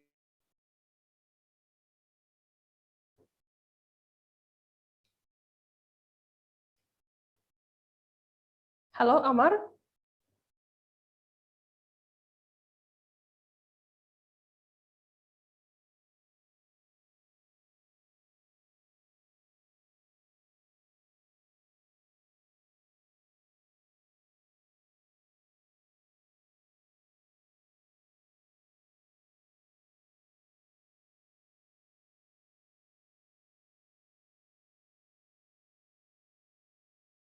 Kronologi kejadian mobil pengangkut BBM ini terbakar. Tadi ada sedikit kendala sinyal di sana. Baik, berdasarkan hasil penelusuran saya di lapangan, kebakaran ini bermula dari sopir ambulans yang mengangkut BBM di tempat penyimpanan ikan, persisnya di Kelurahan Amagarapati, Kecamatan Larantuka, Kabupaten Flores Timur. Mobil ini kemudian bergerak menuju arah timur, dan setibanya di lokasi kejadian, mobil ini mengalami kebakaran. Warga setempat sempat berusaha melakukan pemadaman, namun api yang menjalar hingga ke jerigen yang berisi BBM membuat warga membiarkan hingga mobil itu terbakar ludes. Begitu. Lantas apa penyebab terbakarnya mobil pengangkut BBM tersebut? Berdasarkan informasi yang saya gali di pihak kepolisian Polres Flores Timur, saat ini polisi masih melakukan pendalaman terkait penyebab kebakaran mobil pickup yang bermuatan BBM itu. Berarti saat ini masih dalam penyelidikan pihak kepolisian terkait penyebab terbakarnya mobil pickup mengangkut BBM ini. Lantas Amar, apakah ada korban jiwa atau korban luka akibat kejadian ini? Baik, kejadian ini tidak menelan korban jiwa. Sang sopir ambulans tersebut juga dalam keadaan baik dan sudah diperiksa oleh pihak kepolisian. Dan dari keterangan dan dari hasil pemeriksaan terhadap sang sopir, mobil itu bermuatan 12 jergen BBM jenis solar. Demikian. Amar, lantas sejauh ini bagaimana untuk hasil penyelidikan dari pihak kepolisian terkait kejadian kebakaran ini?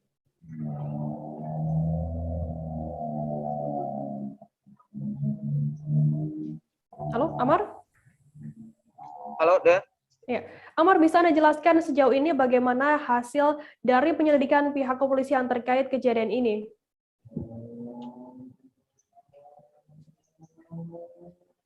Baik, Dea.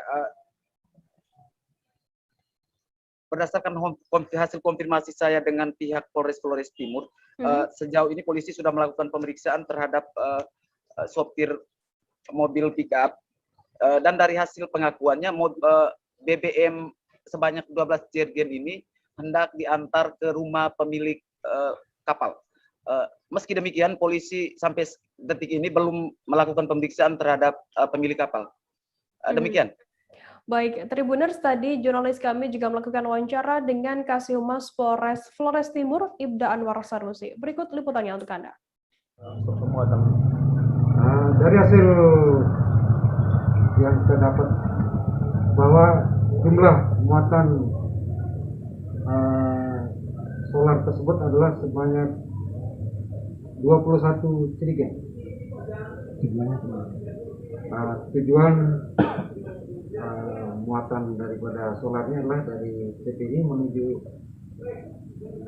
ke pemilik kapal untuk menyalurkan BBM itu. BBM itu diambil dari TPI, Pak? Ya, keluar dari TPI dan akan disalurkan ke Ledau yang pemilik kapal, namun sampai di jalan sudah terbakar. Jadi untuk selanjutnya kami dari kepolisian unit Reskrim akan terus melakukan penyelidikan, akan melakukan pemanggilan dan pemeriksaan. Secara umum akan melakukan penyelidikan lebih lanjut terkait dengan penyebab sumber api dan sebagainya, dan akan memanggil pihak-pihak yang terkait dalam kebakaran tersebut. Untuk supir dan 1 dari 41 korban tewasnya akibat kebakaran Lapas kelas 1 Tangerang pada Rabu 8 September dini hari berasal dari Kabupaten Serang, Banten, yakni Hermawan bin Nunung. Korban adalah warga Kampung Rancagede, Desa Babakan, Kecamatan Bandung. Camat Bandung, Subur Prianto membenarkan hal tersebut. Terkait informasi lebih lengkapnya akan disampaikan oleh rekan wartawan kami dari Tribun Banten, ada Ahmad Tajudin yang saat ini sudah tersambung bersama kami. Halo Tajudin.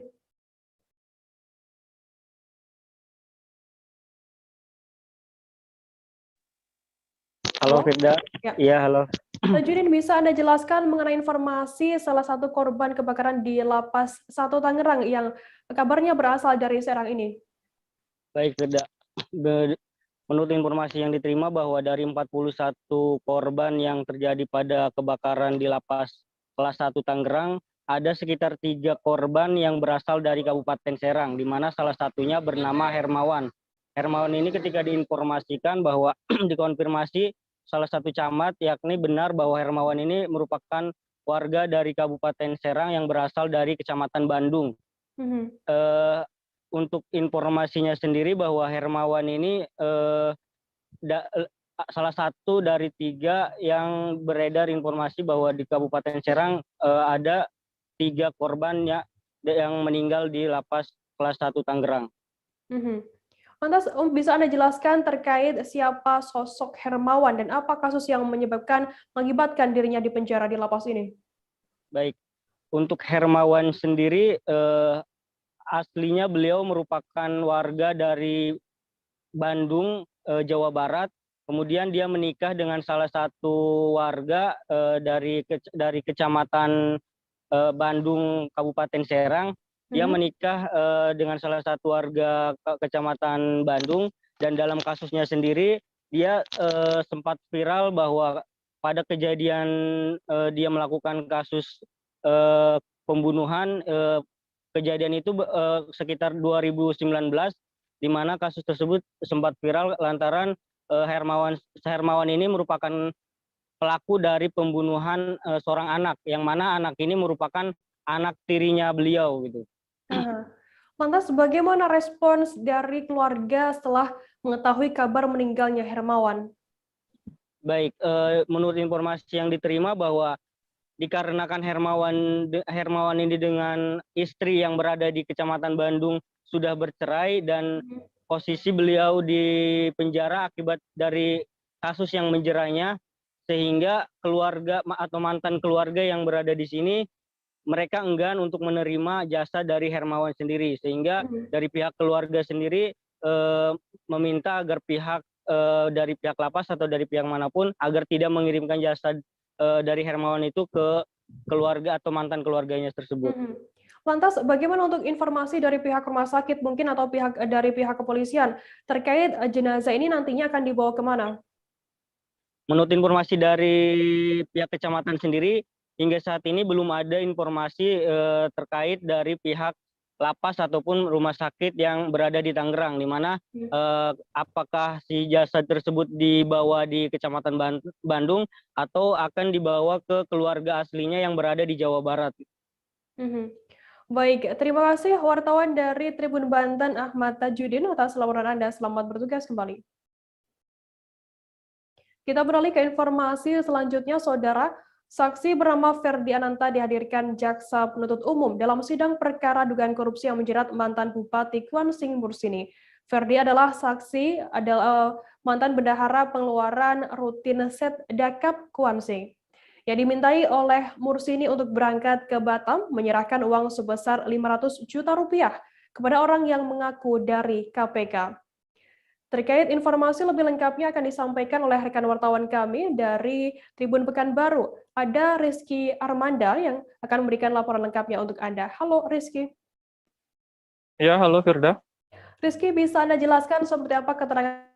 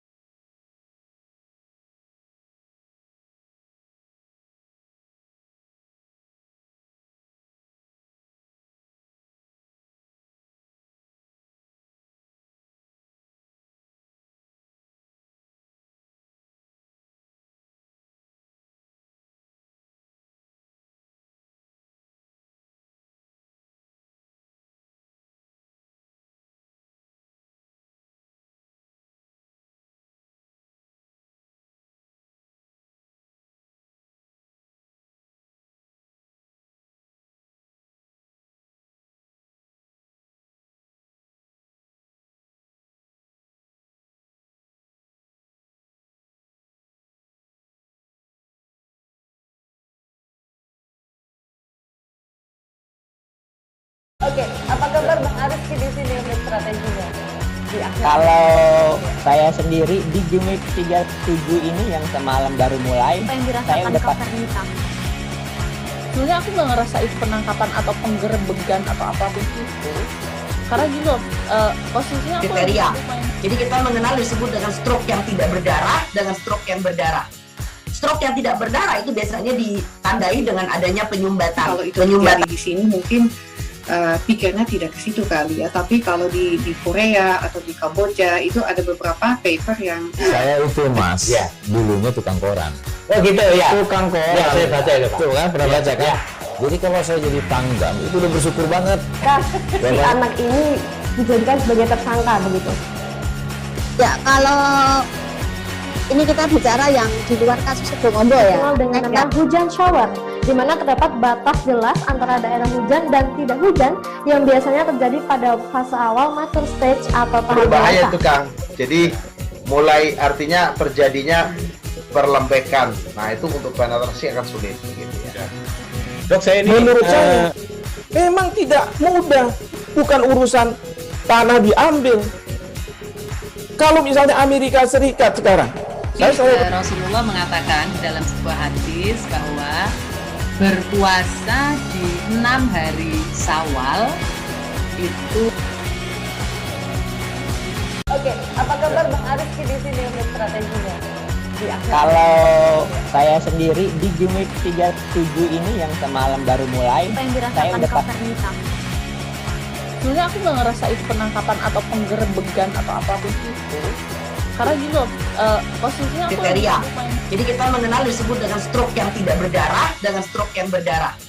Stroke yang tidak berdarah itu biasanya ditandai dengan adanya penyumbatan. kalau itu terjadi di sini mungkin pikirnya tidak ke situ kali ya, tapi kalau di Korea atau di Kamboja itu ada beberapa paper yang Saya itu Mas, dulunya tukang koran.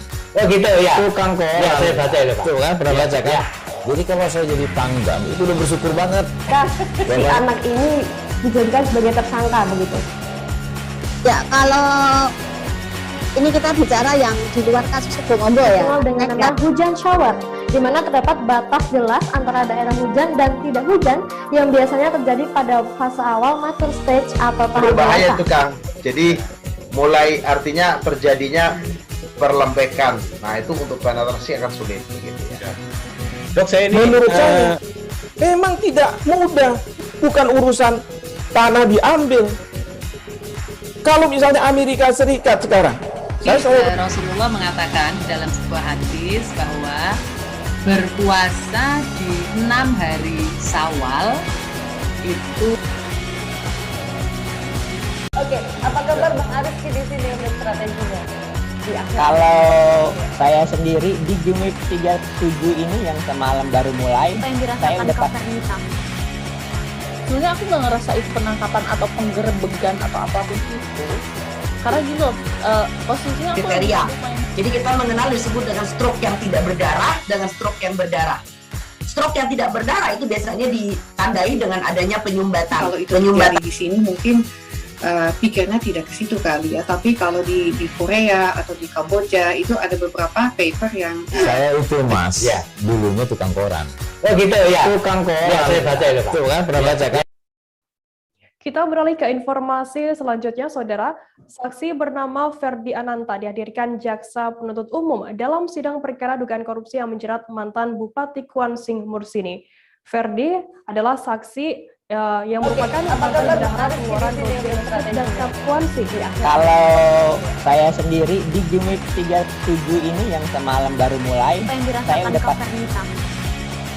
Sebenarnya aku nggak ngerasain penangkapan atau penggerebegan atau apapun itu. Karena gini loh, posisinya aku kriteria. Jadi kita mengenal disebut dengan stroke yang tidak berdarah dengan stroke yang berdarah. Stroke yang tidak berdarah itu biasanya ditandai dengan adanya penyumbatan. kalau itu terjadi di sini mungkin pikirnya tidak ke situ kali ya, tapi kalau di Korea atau di Kamboja itu ada beberapa paper yang Saya itu Mas, dulunya tukang koran. Oh gitu ya? Tukang koran. Ya, saya baca itu Pak. Tuh kan, pernah baca kan? Jadi kalau saya jadi Pangdam, itu udah bersyukur banget. Si anak ini dijadikan sebagai tersangka begitu. Ya, kalau Ini kita bicara yang di luar kasus Bongombo ya. Dengan nama hujan shower, di mana terdapat batas jelas antara daerah hujan dan tidak hujan yang biasanya terjadi pada fase awal mature stage atau tahap Berbahaya dewasa. itu Kang. Jadi mulai artinya terjadinya perlembekan. Nah itu untuk penetrasi akan sulit. Gitu ya. Dok, saya ini menurut saya memang tidak mudah. Bukan urusan tanah diambil. Kalau misalnya Amerika Serikat sekarang, Rasulullah mengatakan dalam sebuah hadis bahwa berpuasa di 6 hari Syawal itu. Oke, apa kabar Bang Arif di sini untuk strateginya? Kalau saya sendiri di Jumit 37 ini yang semalam baru mulai, Apa yang saya dirasakan udah kakak ini, Kang? Sebenarnya aku nggak ngerasain penangkapan atau penggerebegan atau apapun itu. Karena gini loh, posisinya aku Kriteria. Jadi kita mengenal disebut dengan stroke yang tidak berdarah dengan stroke yang berdarah. Saksi bernama Ferdi Ananta dihadirkan Jaksa Penuntut Umum dalam sidang perkara dugaan korupsi yang menjerat mantan Bupati Kuansing Mursini. Ferdi adalah saksi, yakni mantan bendahara pengeluaran rutin Seddakap Kuansing. Ia diminta oleh Mursini untuk berangkat ke Batam menyerahkan uang sebesar 500 juta rupiah kepada orang yang mengaku dari KPK. Terkait informasi lebih lengkapnya akan disampaikan oleh rekan wartawan kami dari Tribun Pekanbaru, ada Rizky Armanda yang sudah bersambung bersama kami. Halo Rizky. Ya, halo Firda. Rizky, bisa Anda jelaskan seperti apa keterangan dari saksi ini terkait penyerahan uang ke seseorang yang mengaku dari KPK dan atas perintah siapa? Ya, baik. Dapat saya sampaikan bahwa saksi bernama Ferdi Ananta yang merupakan mantan Bendahara Pengeluaran Seddakap Kabupaten Kuansing ini dihadirkan secara langsung sebagai saksi di persidangan Tipikor pada Rabu kemarin, di mana dalam kasus ini duduk sebagai terdakwa yakni mantan Bupati Kuansing bernama Mursini. Berdasarkan pengakuan Ferdi Ananta, dia memang pernah disuruh oleh mantan Bupati Kuansing Mursini untuk mengantarkan uang senilai 500 juta kepada seseorang yang mengaku dari KPK. Uang ini diantar langsung oleh Ferdi dari Kabupaten Kuansing menuju Kota Pekanbaru lalu terbang ke Batam. Sesampainya di sana, saksi Ferdi lalu menelpon seseorang yang mengaku dari KPK tersebut dan terjadilah serah terima uang di dalam mobil milik orang yang mengaku dari KPK itu. Uang senilai 500 juta ini sudah ditukarkan sebelumnya ke kurs dolar. Begitu rekan Firda. Rizky, apakah saksi ini yakin kalau uang tersebut diserahkan ke oknum pegawai KPK begitu? Ya, terkait hal ini memang sempat dikonfrontir oleh majelis hakim, di mana hakim mempertanyakan kepada saksi apa betul uang ini diserahkan kepada oknum pegawai KPK, yakni yang dimaksud adalah Komisi Pemberantasan Korupsi. Namun dari keterangan saksi dia mengaku tidak mengetahui pasti, dia hanya tahu bahwa uang itu untuk seseorang yang berasal dari KPK. Tidak dijelaskan KPK yang dimaksud apa, apakah sebuah instansi atau seperti apa. Dan saksi juga tidak mengetahui pasti orang yang datang menjemput uang tersebut. Begitu rekan Firda. Lantas Rizky, apakah ada aliran uang lainnya atas perintah terdakwa Bupati Kuansing Mursini ini? Ya, dari fakta persidangan sementara terungkap selain kepada seseorang yang mengaku dari KPK, aliran dananya juga ada kepada sejumlah anggota dewan di Kabupaten Kuansing dan juga untuk salah satu organisasi perkumpulan kedaerahan begitu yang dibiayai pertemuannya oleh mantan Bupati Kuansing Mursini.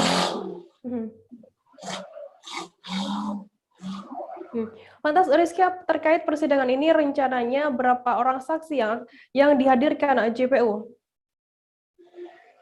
Ya, total saksi yang akan dihadirkan Jaksa Penuntut Umum rencananya berjumlah 20 orang. Di antaranya 5 orang terpidana terkait kasus yang sama, lalu juga rencananya akan dihadirkan Bupati Kuansing saat ini, Andi Putra, yang sebelumnya menjabat sebagai Ketua DPRD di Kabupaten Kuansing saat dugaan rasuah terjadi. Begitu, Firda. Baik, terima kasih wartawan dari Tribun Pekanbaru, Rizky Armanda, atas laporan Anda. Selamat bertugas kembali. Kita beralih ke informasi selanjutnya, Saudara. 3 truk kontainer yang mengalami kecelakaan di Jalan Yosudarso, Kecamatan Batu Ampar, Kota Batam, Rabu 8 September berhasil dievakuasi menggunakan mobil perusahaan milik salah satu kontainer tersebut. Peristiwa itu sempat membuat warga dan pengendara heboh dan hingga memadati lokasi kejadian. Terkait informasi lebih lengkapnya akan disampaikan oleh rekan wartawan kami dari Tribun Batam, ada Roni Lodolaleng yang sudah tersambung bersama kami. Halo, Roni. Ya, selamat siang, Firda. Roni, bisa dijelaskan bagaimana kronologi kejadian tabrakan 3 kontainer ini? Baik, Firda dan juga Tribuners, tepatnya pada hari Rabu, 8 September 2021, sekitar pukul 11.30, telah terjadi kecelakaan yang melibatkan 3 truk kontainer, tepatnya di Jalan Yosudarso, Kecamatan Batu Ampar, Kota Batam, Kepulauan Riau. Salah satu saksi mata bernama Damri saat ditemui Tribun Batam menceritakan jika kontainer tersebut datang dari tiga jalur berbeda, yakni dari jalur arah Bea Cukai, Pelabuhan Batu Ampar, dan juga dari jalur Seraya Atas. Menurut Damri, awal terjadinya kecelakaan tersebut yakni truk kontainer dari arah Seraya menabrak salah satu kontainer dari arah Bea Cukai dan selanjutnya menabrak salah satu kontainer lainnya dari arah Pelabuhan Batu Ampar. Dugaan sementara truk kontainer dari arah Seraya Atas mengalami remblong sehingga tabrakan tersebut tidak bisa dielakkan lagi. Roni, lantas bagaimana dengan kondisi sopir dan apakah ada korban jiwa begitu? Ya, Firda, dari pantauan Tribun Batam di lapangan, untuk ketiga sopir usai tabrakan mengalami luka yang cukup serius di bagian kaki dan tangan. Hingga saat ini, ketiga sopir tersebut masih ditangani oleh tim kesehatan di salah satu rumah sakit di Kota Batam. Untuk peristiwa ini dilaporkan tidak ada kejadian jiwa ataupun korban jiwa, begitu, Firda. Baik, kemudian bagaimana kondisi mobil truk kontainer dan saat ini apakah sudah diamankan di mana? Baik, dari hasil pengamatan kami di lapangan, terlihat 2 dari 3 kontainer tersebut mengalami kerusakan yang cukup parah di bagian depan, seperti ringsek bodinya, serta pecah kaca utama, dan beberapa kerusakan berat lainnya. Sedangkan satu truk lainnya hanya mengalami kerusakan yang ringan saja, begitu. Ketiga kontainer juga sudah berhasil dievakuasi oleh beberapa mobil derek dibantu oleh pihak kepolisian, dan saat ini sudah diamankan ke sebuah bengkel untuk dilakukan proses perbaikan lebih lanjut. Demikian, Firda. Baik, terima kasih wartawan dari Tribun Batam, Roni Lodolaleng, atas laporan Anda. Selamat bertugas kembali. Tribuners, informasi tadi sekaligus menutup perjumpaan kita dalam live update hari ini. Untuk memperbarui informasi Anda, saksikan terus live update di seluruh kanal YouTube dan Facebook Tribun Network. Masih di tengah pandemi, kami terus mengingatkan Anda untuk selalu menerapkan protokol kesehatan dimanapun Anda berada. Saya, Firdana, wakil kru yang bertugas pamit undur diri. Terima kasih dan sampai jumpa. Jangan lupa like, subscribe, dan share ya!